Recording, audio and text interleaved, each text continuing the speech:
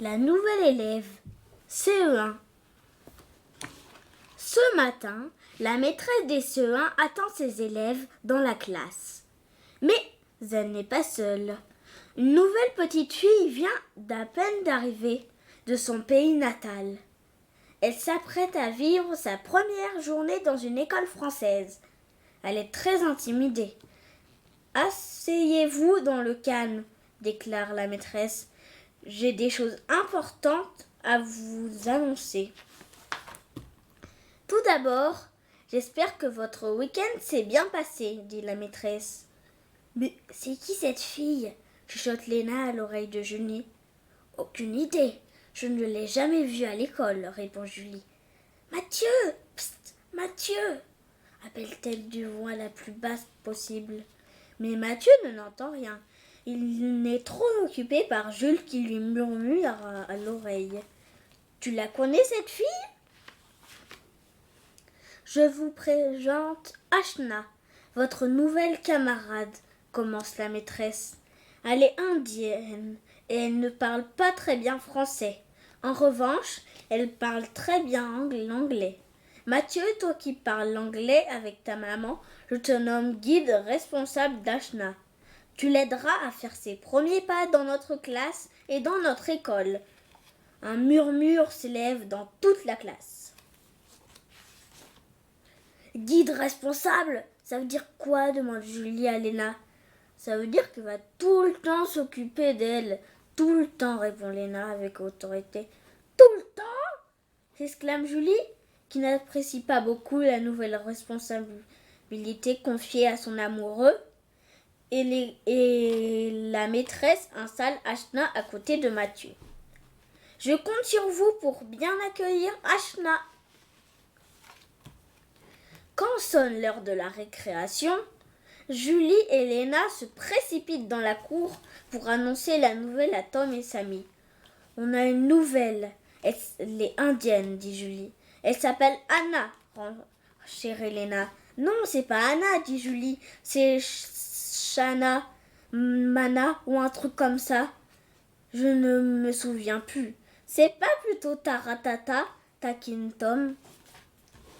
À la cantine, les C1 font gentiment une place à Ashna quand Marie arrive avec son délicieux gratin dauphinois. Julie s'écrie « Maria, c'est la nouvelle élève. Il faut lui parler anglais. » « Gonit et bienvenue, Ashna, lance Maria. Tous les enfants se mettent à rire. « Mais pourquoi vous rigolez tous ?» s'étonne Maria. « Maria, tu viens de dire bonne nuit !» s'exclame Mathieu hier. Maria réplique. « Il est grand temps de vous mettre à manger le gratin. »« What it is ?» demande Ashna. Elle n'a jamais vu de gratin. « Patatos !» lui répond Mathieu. « Ça veut dire quoi ?» interroge Julie. « Patate !» lance Mathieu. Julie, contrariée, s'écrie « Maria !» Mathieu m'a insulté. Mais pas du tout, se défend Mathieu. Patatos, ça veut dire patate.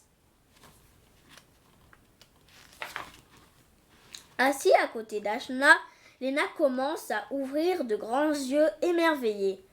Tu as de grands bracelets, glisse Léna à l'oreille de Julie. Ils sont vraiment trop beaux. En plus, regarde, elle a les oreilles percées, mon rêve, murmure Julie. Votre nouvelle amie est bien jolie, dit Maria, en apportant une délicieuse salade de mangue. Intimidée, elle ose aussi. Julie et Léna n'osent pas encore parler à Ashna. Elles ne connaissent pas l'anglais. Comment Ashna va-t-elle les comprendre ? Et les filles, ne restez pas muettes comme des carpes, dit Mathieu. Tout à coup, Ashna se lance et parle la première. En Inde, dans le jardin, Bombay, pousse mangue. Julie et Léna écarquillent de grands yeux. Ashna parle le français. Tu fais de la danse, du poney, de la musique. As-tu un chat, un chien, un hamster ? Et patati et patata. Tu t'appelles comment? Tu as quel âge? Tu as un frère? Des sœurs? À peine le déjeuner terminé, Julie et Léna filent dans la cour avec Ashna. Elles ont beaucoup de choses à se raconter.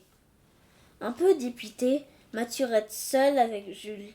Il sent que sa mission de guide responsable ne va pas durer très longtemps. Heureusement, l'après-midi, il y a une leçon de conjugaison. Et là, Ashna a vraiment besoin de l'aide de Mathieu. Il chante avec un NT. Elle trouve cela très compliqué. Est-ce que tout va bien? Demande la maîtresse. Elle s'approche de leur table. Yes, répond Mathieu. Entre le français et l'anglais, il s'embrouille un peu. À la fin de la journée, Ashna est comme un poisson dans l'eau. Tous les élèves l'ont adopté, surtout Julie et Léna. Pour sceller son amitié avec ses nouvelles copines, Ashna offre à Julie et Léna un bracelet à chacune. Dans ma langue, Ashna veut dire ami. Vive Ashna, notre amie indienne, s'écrie Julie et Léna en chœur.